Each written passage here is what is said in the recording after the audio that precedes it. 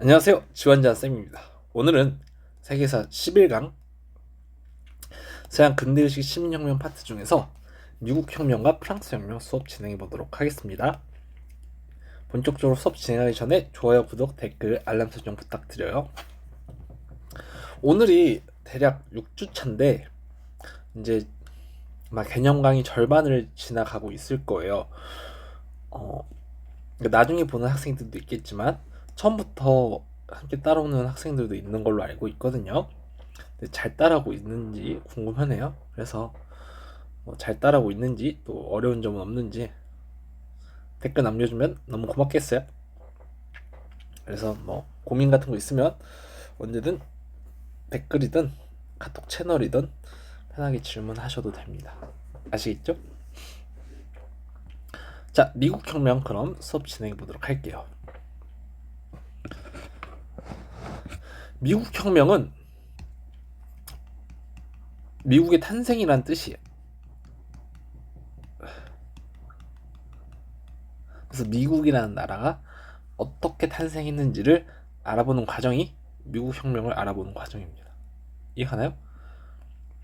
미국 혁명의 결과 미국이 탄생했다 이렇게 이해하시면 되겠습니다. 기존에는 아메리카 원주민들이 살았어요. 근데 17세기부터 영국인들이 북아메리카로 이주합니다. 왜 이주를 했냐? 종교적인 이유가 가장 첫 번째입니다. 당시 영국에서는 영국 국교도가 자리를 잡았는데 영국에 있던 칼뱅파 그들이 무슨 교도라고 했죠? 우리 배웠죠. 청교도라고 합니다. 그 청교도들이 영국 국교에 의해서 많이 탄압을 받았어요. 그러다 보니까 종교적 탄압을 피해 아메리카로 오게 됩니다. 첫 번째 이유고 그다음 경제적인 이유도 있고 기타 등등 여러 가지 이유가 있는데 청교도가 가장 컸습니다. 그래서 이 이주한 영국인들이 대서양 동부에 13개 식민지를 건설합니다. 이해하죠? 그리고 식민지 의회, 이 안에서 자치적인 의회를 설립하고 자치를 허용받아요. 그래서 영국인들이 넘어왔지만 영국의 간섭은 받지 않습니다. 여기까지 이해하죠? 근데 영국이 이제 7년 전쟁으로 프랑스랑 전쟁을 하다 보니 돈이 없습니다. 여기서 돈 나올 데 없나 보니까 저기 옆에 영국 애들이 저기 바다 건너 북아메리카에 살고 있어요. 걔들한테 세금 좀 걷어야겠다 이렇게 생각을 합니다. 그래서 여러 세금을 부과해요. 인지세, 차세, 설탕세 이런 세금을 부과하는데 차세랑 설탕세는 뭔지 알죠? 차는 먹는 차예요. 마시는 차 그리고 설탕 이런 데 세금을 붙이고 인지가 뭐냐면 종이, 안내문, 공문서, 문서 그러니까 종이에다가 다 하다못해 우표 이런 데도 세금을 더 붙여버린 거예요. 그러니까 온갖 데 세금이 다 늘어나죠. 북아메리카에 살던 사람들은. 그래서 그들은 납세 거부 운동을 전개합니다. 그래서 이때 구호가 대표 없는 곳에 가세 없다. 이 말이 뭐냐면 없다예요. 영국 의회에서 북아메리카 식민지 의회가 아니라 영국 본토에 있는 영국 의회에서 북아메리카 식민지에 세금을 걷기로 합의를 했는데 거기 그 영국 본토에 있는 영국 의회에는 식민지의 대표가 한 명도 없었습니다. 그래서 우리는 그 북아메리카 식민지에서 이런 인지세, 차세, 설탕세를 부과하는 것에 합의한 적이 한 번도 없는데 왜 우리한테 이런 세금을 온갖 걸 뜯어가냐 이렇게 거부를 한 거죠. 이게 대표 없는 곳에 과세 없답니다. 그래서 영국이 결국 미국 애들이 너무 반발하니까 이때까지는 미국은 아니고 북아메리카 식민지 애들이 너무 반발하니까 차세만 유지를 해요. 대신 이제 영국이 이 차세만 남겨뒀잖아요. 그럼 차를 많이 팔면 어쨌든 영국 입장에서는 본토 영국 입장에서는 세금을 더 많이 얻을 수 있겠죠. 그래서 북아메리카 식민지에 많은 양의 차를 강제로 구매하게 합니다. 그러다 이제 결국 북아메리카 식민지들이 화가 나서 보스턴 항구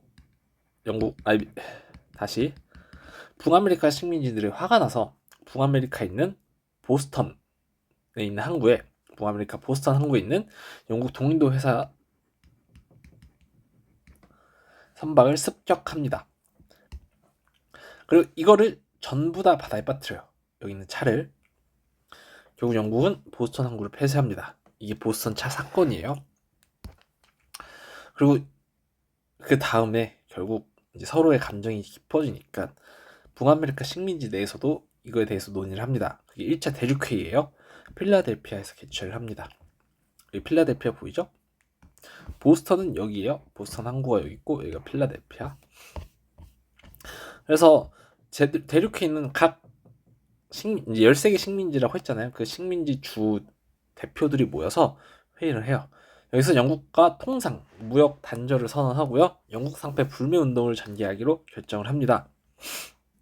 그리고 그 다음 렉싱턴 전투가 발발해요. 여기서 영국군과 북아메리카 식민지 민병대가 전투를 하게 됩니다. 이 전투를 시작으로 북아메리카 식민지와 영국의 독립 전쟁이 시작돼요. 이해가죠? 본격적으로 전투 시작이에요. 그래서 2차 대륙회의에 모여서는 우리 조지 워싱턴을 총사령관을 임명합니다.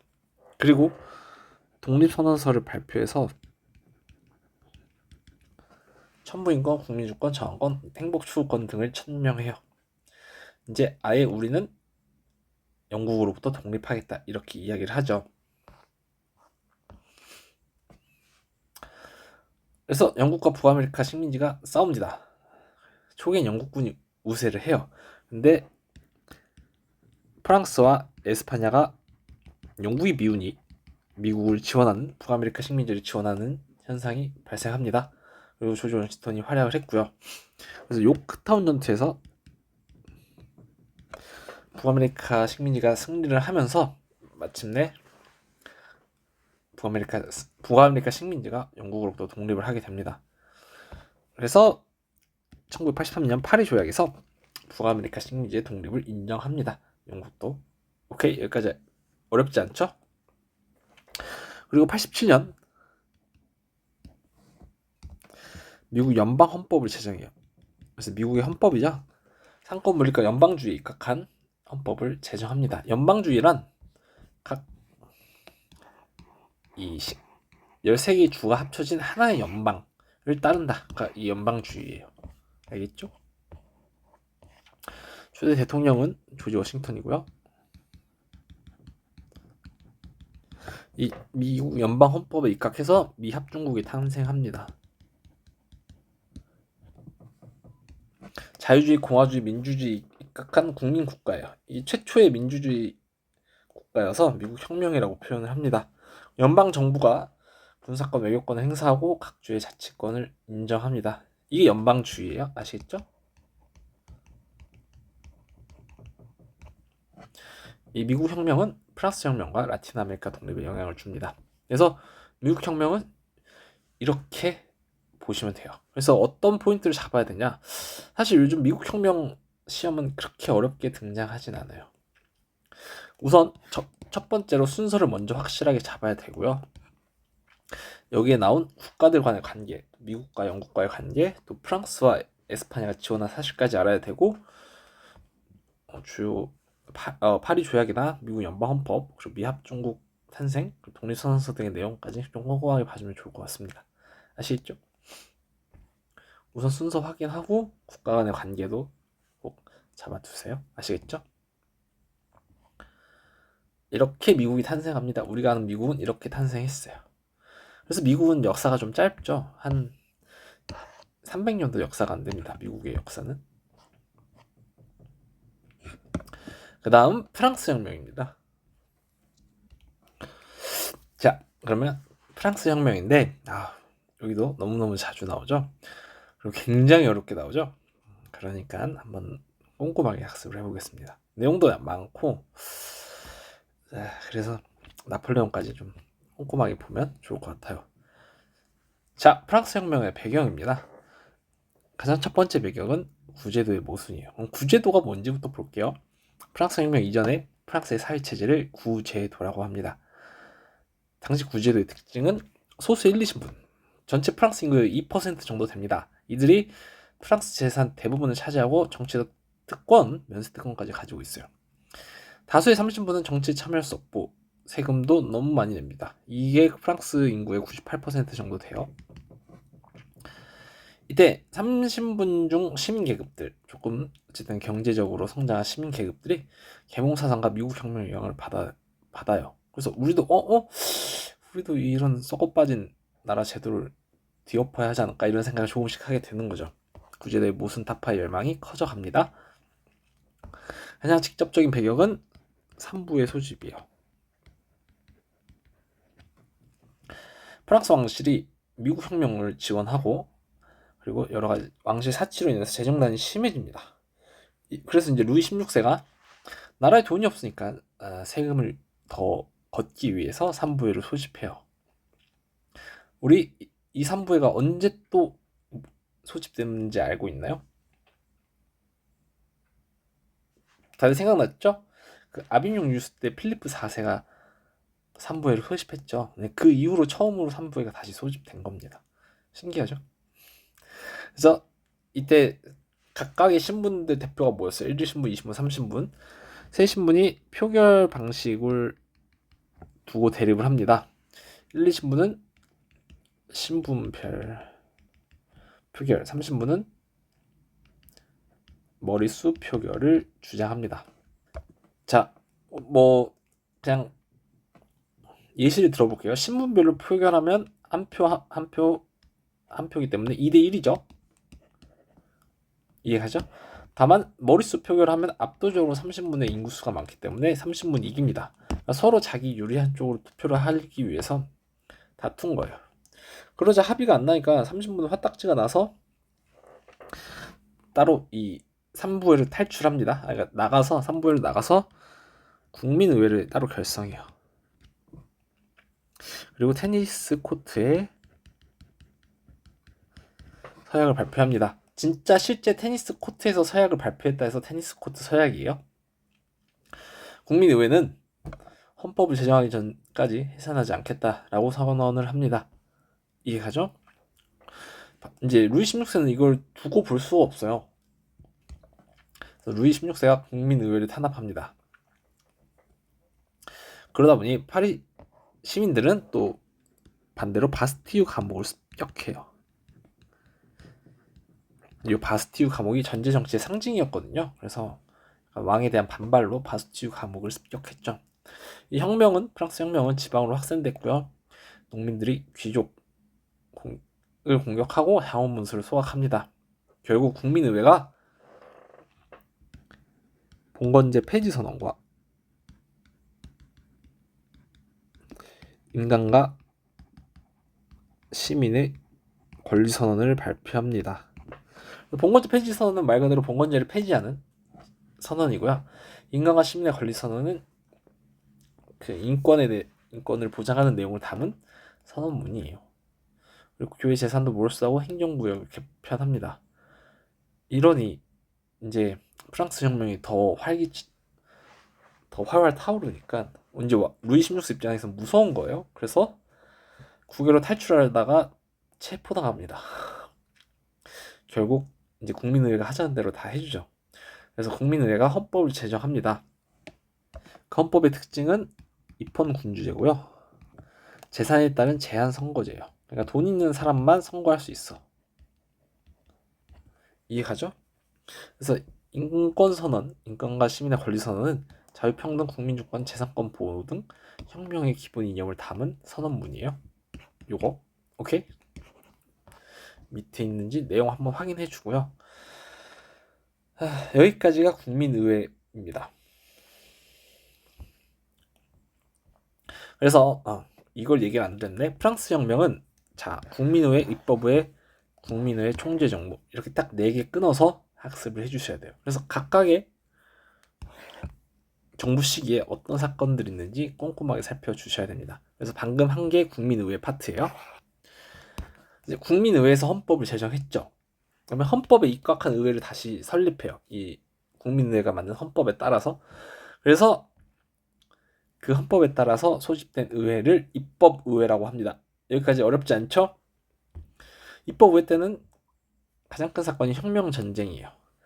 당시 입법부가 소집되었는데 옆 동네에 있던 오스트리아랑 프로이센, 독일이죠, 독일은 프랑스 혁명이 유럽에 전파될까봐 걱정이 되는 거예요. 그래서 프랑스를 위협합니다. 그래서 입법부가 오스트리아랑 독일이 입법부를 프랑스를 위협하니까 반대로 입법부가 프랑스와 오스트리아에 선전포고를 합니다. 그래서 혁명 전쟁이 발발해요. 그래서 프랑스와 프로이센 오스트리아가 싸웁니다. 그때 이제 전쟁을 시작했는데 왕과 루이 16세와 보수 귀족들이 프로이센과 오스트리아와 내통 짝짝꿍 한다는 소문이 돌기 시작해요. 그리고 전쟁으로 인해서 물가가 상승하고 식량이 부족해집니다. 이때 결국 여러 혼란 때문에 파리 민중들 상큘로트라 하거든요. 상큘로트가 뭐냐면 큘로트가 반바지예요. 프랑스 반바지. 귀족들만 큘로트를 입었대요. 그러니까 상큘로트는 반바지를 입지 않은 사람들인데 그러면 대부분 그냥 평범한 시민이었죠. 어쨌든 파리 민중들을 상큘로트라고 합니다. 얘들이 왕궁을 습격해서 왕권을 정지하고요. 국민공회가 시작됩니다. 왕권이 정지됐기 때문에 왕의 권한은 없기 때문에 공화정이 시작돼요. 그래서 이 이후부터를 국민공회라고 합니다. 그리고 공화정을 선포한 뒤 왕을 아예 없애버립니다. 그래서 루이 16세는 단두대에서 처형을 당해요. 이에 놀란 대프랑스 동맹, 영국, 오스트리아, 러시아가 프랑스를 공격합니다. 계속된 전쟁과 경제난 그리고 반민혁명 세력의 반란으로 국민공회가 위기에 처해요. 이때 자코뱅파, 프랑스 의회 내에서 급진파를 자코뱅파라고 하거든요. 자코뱅파와 로베스피에르가 온건파를 제거하고 자코뱅파와 로베스피에르가 온건파를 제거하고 정권을 장악해요. 그리고 헌법을 다시 제정합니다. 이때는 공화제와 보통선거제예요. 그래서 로베스피에르가 정권을 잡았죠. 그래서 로베스피에르가 어떤 정책을 펼쳤는지를 보겠습니다. 정책은 징병제, 그래서 전쟁을 위해서 일정 이상의 남성분은 무조건 다 군대에 가는 대한민국과 같은 징병제를 실시했고요. 최고 가격제를 도입해서 물가를 낮추려고 노력을 합니다. 그러니까 뭐 밀가루 얼마는 얼마 이상 팔지 마라 이런 걸 최고 가격제라고 해요. 그리고 의무 교육도 실시하고 토지 분배 그리고 봉건적 공납 폐지 등 여러 가지 제도를 실시합니다. 다만 로베스피에르는 공포 정치도 시행해요. 그러니까 이제 본인 마음대로 나라를 장악하려고 한 거죠. 그래서 혁명 재판소와 공안위원회를 설치합니다. 이 둘의 기능은 똑같아요. 반대파를 처형하는 겁니다. 그래서 그냥 로베스피에르 마음에 안 드는 애들은 다 죽였다고 생각하면 돼요. 그래서 이 공포 정치에 대한 반발이 심해집니다. 결국 테르미도르 반동으로 로베스피에르가 처형당합니다. 그래서 국민공회는 끝이 나요. 테르미도르는 뭐냐면 당시 프랑스에는 혁명력이라는 달력이 있었어요. 근데 그 각각의 달 이름이 있거든요. 프랑스어로. 근데 테르미도르가 어떤 달인데 찾아보니 7월이라고 합니다. 그래서 혁명력 중에 7월. 그러니까 테르미도르 반동이면 로베스피에르가 7월에 처형당했다라고 해서 테르미도르 반동이라고 해요. 아시겠죠? 다음 국민공회 이후엔 총재정부입니다. 온건파가 헌법을 제정해요. 다시 이제 반대로 자코뱅파와 로베스피에르가 권력을 잃었기 때문에 온건파였던 지롱드파가 정권을 장악해요. 헌법을 다시 제정해서 공화제와 제한선거제를 실시합니다. 그리고 총재 정부를 수립해서 5명의 총재가 정부를 구성해요. 근데 별로 그렇게 일을 잘 못했대요. 무능하고 사회 혼란이 지속돼요. 그래서 나폴레옹 쿠데타로 총재 정부는 끝이 납니다. 근데 이때 프랑스군이 대프랑스 동맹군을 격퇴하는 일도 있었대요. 여기까지가 총재 정부였고요.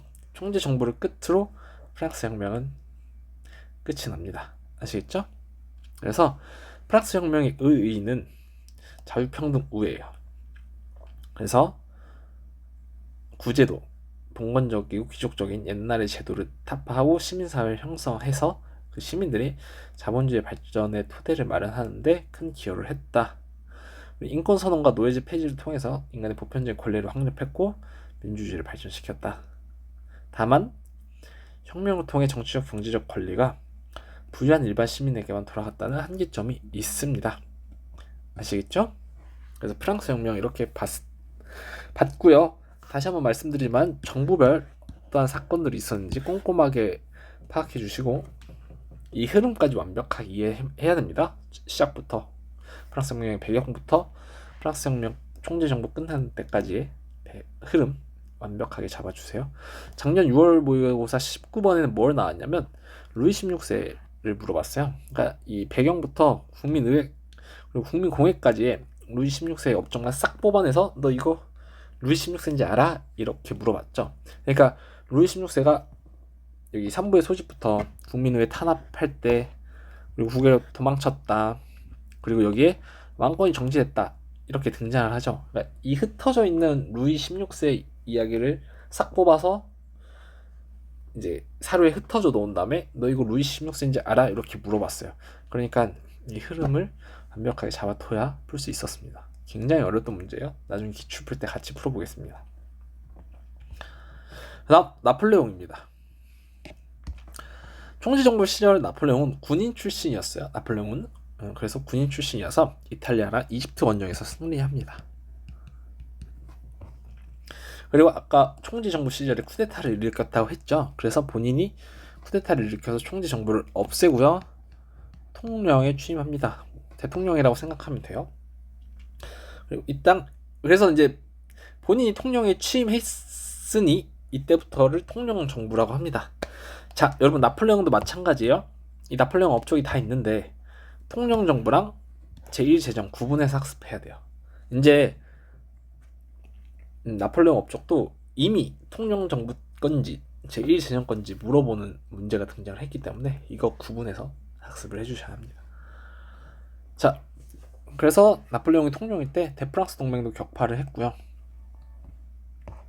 네, 여러분 이 대프랑스 동맹이 너무 많이 나오죠. 그러면 아마 이걸 결정적인 힌트로 시험에 주진 않아요. 그러니까 다른 힌트를 보고서 통령 정부인지 제1제정인지를 파악해야 됩니다. 어쨌든 있었다라는 건 알고 있어야 돼요.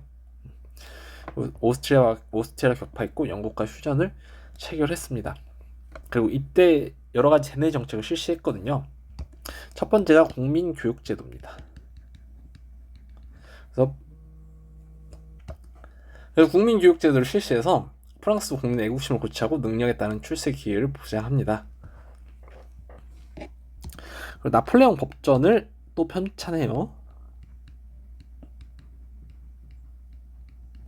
프랑스 혁명을 법제화했고요. 법 앞에 국민의 평등을 보장합니다. 그리고 프랑스 국립은행을 설립했고 산업보호정책을 실시해요. 그리고 황제 즉위를 위한 국민투표를 실시합니다. 그래서 국민투표에서 압도적인 찬성표를 얻어서 한 99.9% 돼요. 본인이 황제의 즉위를 합니다. 왜 99.9%면 냄새가 나죠, 여러분? 정당한 방법으로 투표를 하진 않았어요. 주작 냄새가 강하게 납니다.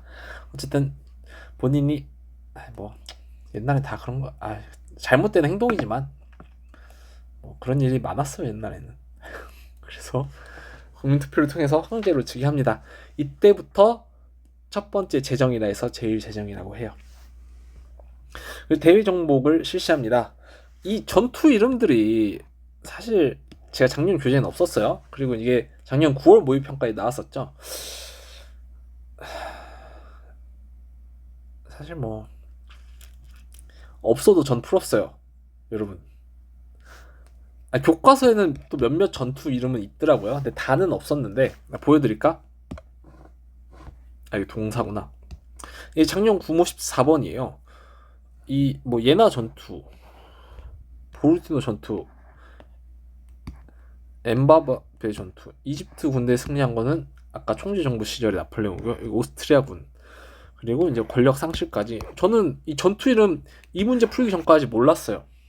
그래서 그냥 여기서 승리하고 이집트에서도 승리하고 권력까지 상실한 건 나폴레옹밖에 없구나 해서 그냥 나폴레옹이라고 풀었어요. 그러니까 몰라도 풀 수 있어요. 그치만 어쨌든 한번 나왔던 전투들이고 또 교과서에도 그 지도에 몇몇 전투들이 있었기 때문에 제가 추가했습니다. 야심차게. 결론은 뭐다? 그렇게 뭐 전투 이름 외우지 않아도 돼요. 그냥 이 오스트리아, 프로이센, 러시아 격파했다. 이 정도만 알고. 그러니까 저거는 이 세계 전투를 승리했다에 나오는 이집트 원정 승리랑 맘루크가 이집트 쪽이니까 여 뒤에 나폴레옹 몰락하는 과정까지 알고 있어야 풀 수 있는 문제지. 뭐 이거 전투 이름 외웠다고 해서 뭐 알면 풀 수 있겠죠. 뭐 전투 이름 외우고 있는 학생들도 있었겠지. 나폴레옹 진짜 팬이었으면. 근데 뭐 몰라도 풀 수 있었다. 그러니까 이런 거에 너무 그 막 매몰되지 마세요, 여러분들. 알겠죠? 그러니까 맨날 막 그러잖아. 뭐 세계사 동사는 역덕 때문에 안 된대. 역덕이어야 만점 받을 수 있대. 아니에요. 나는 그렇게 생각하지 않아. 저도 뭐 대학도 사학과 나오고 이거 6년째 세계사 동사 가르치고 있지만 평가원 문제 보면 처음 보는 사료들, 처음 보는 이름들, 처음 보는 전투들 매번 나와요. 그러면 그거 내가 다 알까? 어떻게 그거 다 알겠어요. 교수님들도 진짜 저기 구석탱이에서 끄집어 오는 것도 있을 거야.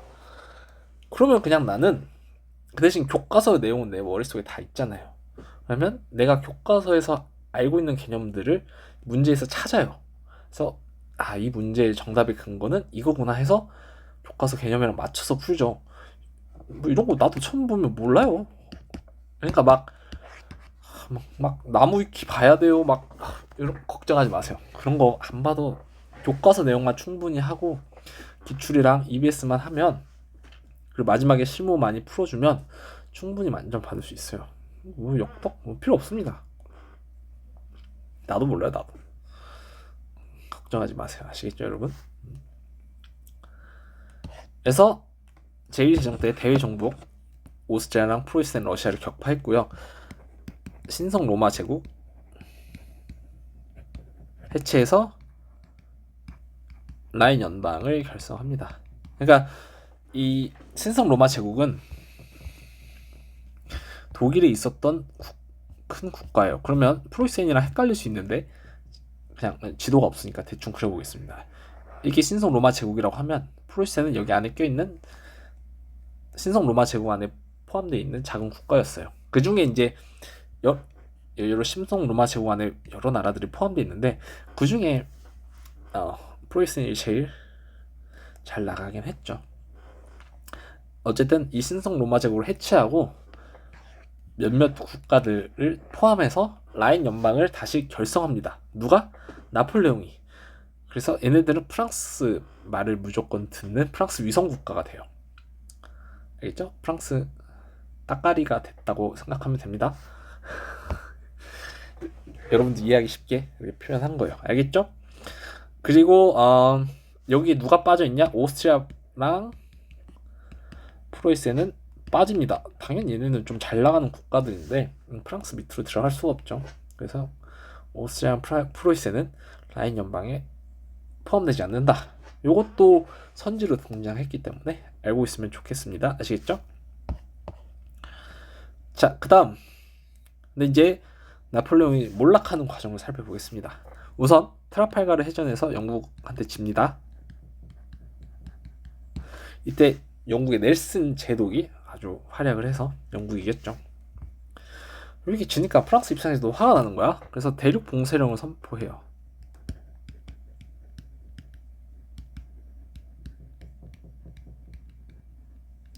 그래서 영국을 고립시킵니다. 그래서 유럽 대륙과 영국 사이의 교역을 금지시켜요. 이때 이제 러시아가 근데 막상 이게 하니까 유럽 대륙 애들이 너무 먹고 살기 힘든 거야. 영국과의 교역이 끊기니까. 그래서 러시아는 대륙 봉쇄를 깨고 영국과 교역을 지속해요. 그러면 나폴레옹 입장에서는 러시아가 너무 얄밉지 않겠어요? 그래서 나폴레옹은 러시아를 혼내주러 갑니다. 그래서 러시아 원정을 단행해요.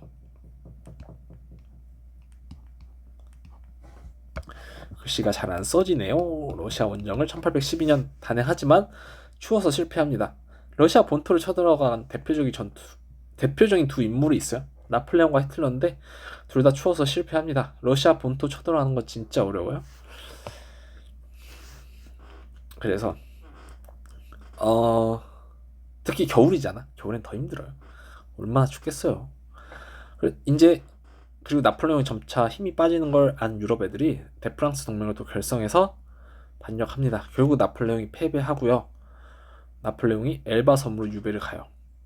이것도 아까 나온 거야. 퐁텐플로 조약이라고.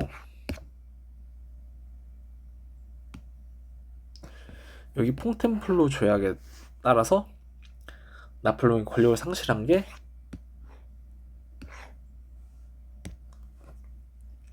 여기 엘바섬 유배 갈 때 상황이에요. 근데 뭐 이거 없어도 돼요. 알겠죠? 그냥 이제 시험에 나왔으니까 추가한 거예요. 이건 진짜 교과서에 없어. 이건 교과서에 없는데 그냥 엘바섬으로 유배 갔다라는 얘기만 있는데 그냥 뭐 넣어봤습니다. 그래서 그런가 보다 하면 되고요. 네, 한번 탈출합니다. 그치만 진짜 그 다음 워털루 전투에서 당시에는 그래도 그러니까 처음 유배 갔을 때 탈출해서 돌아갔을 때 나폴레옹을 따르는 군인들이나 국민들이 많았어요. 그래서 나폴레옹이 다시 한번 정권을 잡을 수 있었지만 워털루 전투에서 패배합니다. 영국 프로이센 연합군에게. 결국 이제 세인트 헬레나 섬으로 유배가면서 나폴레옹 정권은 끝이 나요. 아시겠죠? 여기까지가 나폴레옹 몰락 그리고 나폴레옹 제1제정까지의 사건입니다. 그래서 다시 한번 얘기하지만 통용정부랑 제1제정 구분해서 학습해 주시면 되겠고요. 나폴레옹의 의의 보겠습니다. 나폴레옹 유럽에 정복한 건 두 가지예요. 나폴레옹이 유럽 정복을 나서면서 각 지역의 유럽 국가들이 나폴레옹에 저항을 합니다. 그러다 보니까 민족주의가 발전해요. 특히 독일이랑 이탈리아에서. 얘네는 왜 그러냐? 여러 작은 나라들로 쪼개져 있었어요. 우리나라로 치면 경기도, 강원도 이렇게 쪼개져 있단 말이야. 근데 그렇게 하면 너무 작죠, 나라들이. 그러다 보니까 각각의 이런 작은 나라들로는 나폴레옹의 강력한 군대를 막을 수 없어. 그래서 우리끼리 하나로 좀 뭉쳐야 되지 않겠냐. 그래서 또 다른 저렇게 강력한 적이 나타났을 때 우리끼리 힘을 합쳐서 막아낼 필요성을 느꼈다. 그래서 민족주의가 발전을 하고요. 우리 이탈리아 민족끼리 모이자. 이게 민족주의고, 또 나폴레옹이 유럽을 정복하면서 그 정복한 지역에는 본인들 프랑스 혁명의 이념, 자유주의를 확산시킵니다. 그래서 결론, 나폴레옹은 본인이 의도해서 자유주의를 전파했고요. 본인이 의도하지 않고 민족주의를 전파합니다. 그래서 자유주의와 민족주의가 유럽에 전파됐다. 그래서 19세기 유럽은 자유주의와 민족주의를 공부하게 됩니다. 여기까지 이해가죠? 자, 그러면 나폴레옹은 여기서 마무리하고 시민혁명도 여기서 마무리하겠습니다. 잘 정리하시고 여러 번 반복 학습하는 걸 추천드려요. 아시겠죠? 자, 우리는 그럼 다음 강의에서 만나겠습니다. 안녕.